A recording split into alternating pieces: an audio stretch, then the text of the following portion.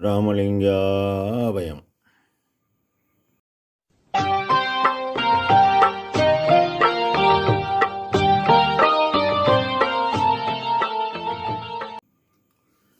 அருட்பெரும் ஜோதி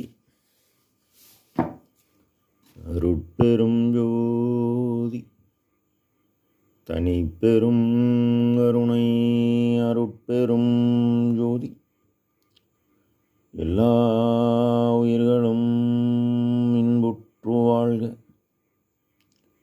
வள்ளல் மலரடி வாழ்க வாழ்க. திருச்சிற்றம்பலம். அருட்பெருஞ்சோதி ஆண்டவரின் பரிபூர்ண அருளை அன்னவரையத்தால் பெற்ற அருட்பிரகாச எம்பெருமானின் திருவடிகளை மனமொழிமையால் போற்றி பணிகின்றேன் தயவுடன். நாம் செய்த செயலின் நுழைவாக இன்பதுன்ப அனுபவங்கள் யாவும் வந்து கொண்டே உள்ளது. அவ்வாறு வருகின்ற துன்பம் யாவும் பொறுத்து எல்லா உயிரும் இன்பமாக வாழ எண்ணி நாம் செயல்பட்டாலே நமக்கு ஆன்ம லாபம் கூடும். நம் பெருமான்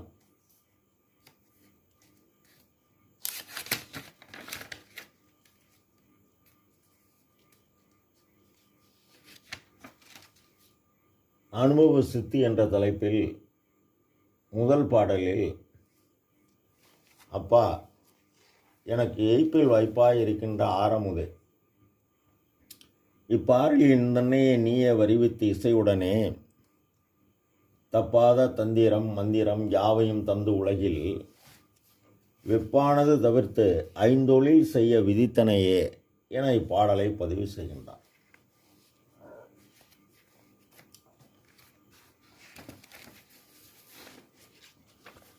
அப்பா, நான் வேண்டுதல் கேட்டு அருள் புரிதல் வேண்டும்.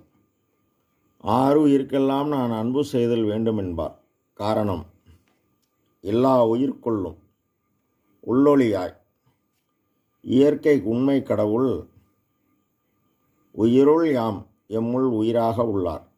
எனவே நாம் உயிரெல்லாம் பொதுவில் உளம்பட நோக்க ஆன்மா உண்டு என்கின்ற ஆன்மனே ஒருமைப்பாட்டு உரிமையுடன் நாம் பர உபகார செயல் செய்ய செய்ய நமக்கு எய்ப்பு என்பது தளர்ச்சி நீங்கும்.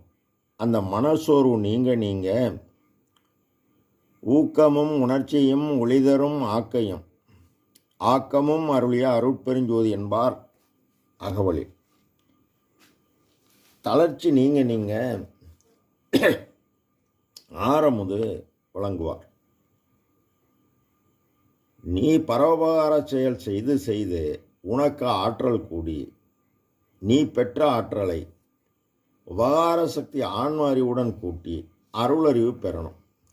அருளறிவு பெற்று வினை நீங்கி செடியறு திட தேகமும் போகமும் அடியருக்கே தரும் அருட்பெருஞ்சோதி என்பார். இந்நிலை பெற்றவுடன் பொருள் புகழாதியை விடுத்து புறத்தில் ஜீவகாருண்யமும் அகத்தில் ஆண்டவர் இருப்பிடமாகிய தன் பூர்வ மத்தியில் தன் தலைவனை காண அவ்விடத்தில் அன்பு வைத்து செயல்பட துன்பறுத்து ஒரு சிவ துரிய சுகந்தனை அன்பருக்கே தரும் அருட்பெருஞ்சோதி என்கின்றார்.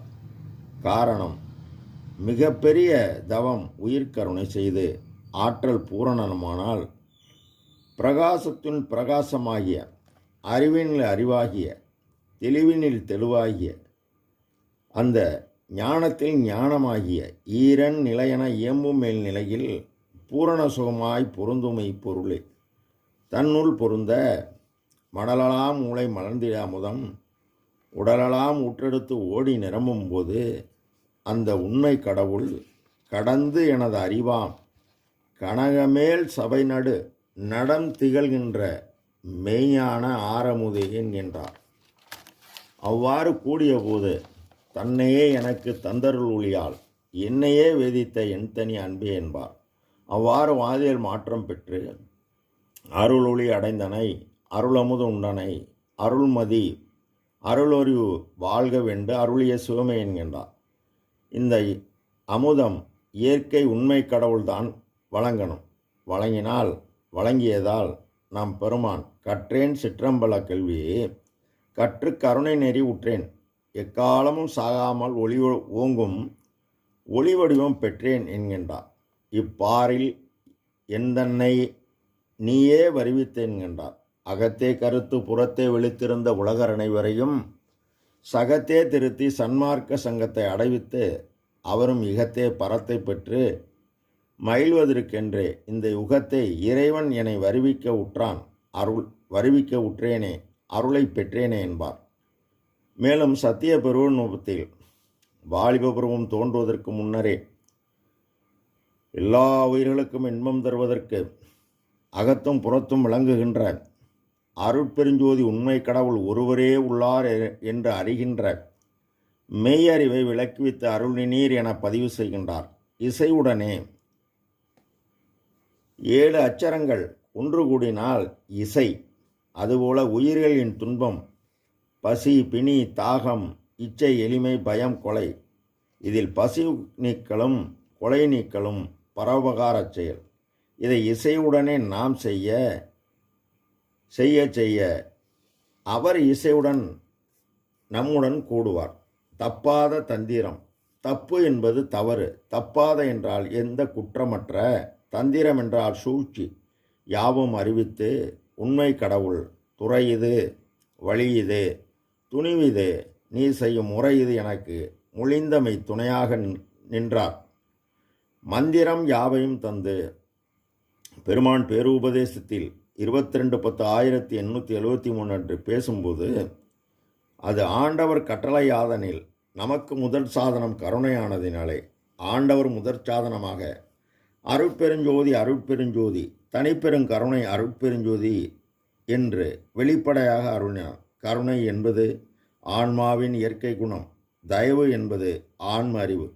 இது பிறக்கும் போதே உள்ள அறிவு. இது எங்கே உள்ளதோ அங்கேதான் கருணை இருக்கும். அவர்தான் யாரே எனினும் இறங்குவார். எனவேதான் கருணையும் சிவமும் பொருளென காணும் காட்சி பெறுக என்கின்றார். மந்திரம் என்பது மனதின் தன்மையை உயர்த்துவது.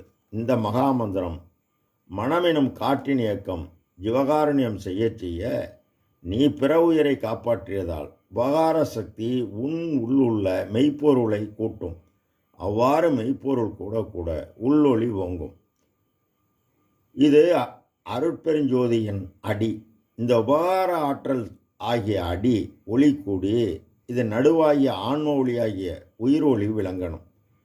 ஆக சிறிய தெய்வ கொண்டு பெரிய தெய்வாகிய பெற்றால் அப்படிவாறு பெற்று நிற்கும் பொழுது ஆன்ம அறிவு சதா உயிர்கள் பால் தெய்வம் இறைவன் மீதும் கருணை கொண்டு இயங்க இந்த ஆன்ம அறிவுடன் அருள் சக்தி வந்து கூடினால் அது முடி.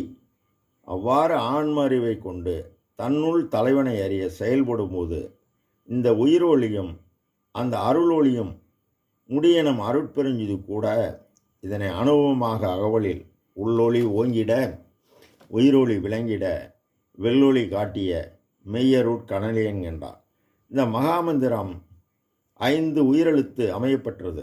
மேலும் உயிரினங்கள் அனைத்திற்கும் என்ற சொல்லோசையும் அகர உயிரின் உள்ளொளியாகும்.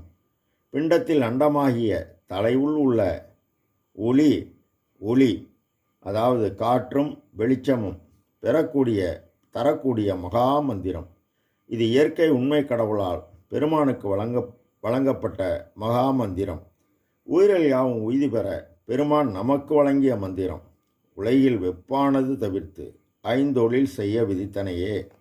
இந்த உலகத்திலே மிகவும் கொடுமையானது, அதாவது வெப்பானது என்பது சூடானது, கொடுமையானது, அதாவது துன்பம் தரக்கூடியது இறப்பு தான். இறந்தால் பிறக்கணும், பிறந்தால் இறக்கணும். இந்த மரண துன்பத்தை நீக்கி என்கின்றார். இதனை அனுபவமாக பொத்திய மலப்பினி புழு குரம்பைதான் சுத்த சன்மார்க்க செருப்பினால் நித்தியமாகிய நிகழும் என்பது சத்தியம் சகத்துள்ளீர்களே என கூறுகிறார். அருட்பெருஞ்சுதி ஆண்டவரின் பரிபூர்ண அருளை அன்னபிராயத்தால் பெற்றதால் தான் இறைவன் இவரை தன்னையே எனக்கு தந்தருள் ஒளியால் என்னை வேதித்த என்தனி அன்பே என்கின்றார்.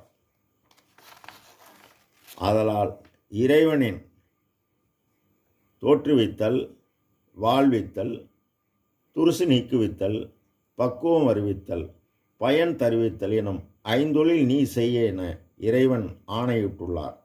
இதனை இணை என்று தான் தனக்கு ஏற்றது, போற்றும் எனக்கு நல்ல துணை என்று வந்தது. சுத்த சன்மார்க்கத்தில் தோய்ந்த என்னை அணை என்று அணைத்து கொண்டு ஐந்தொழில் ஈந்து அருளுலகில் தினை ஐந்தும் ஆக்கியது உத்திரையான சிதமேனுமே என போற்றுகிறார் நம் பெருமான். ஆக அவர் கூறியபடி நாம் செயல்பட்டால் நமக்கும் எல்லாம் செயல்கூடும். ராமலிங்காவயம். திருச்சிற்றம்பலம்.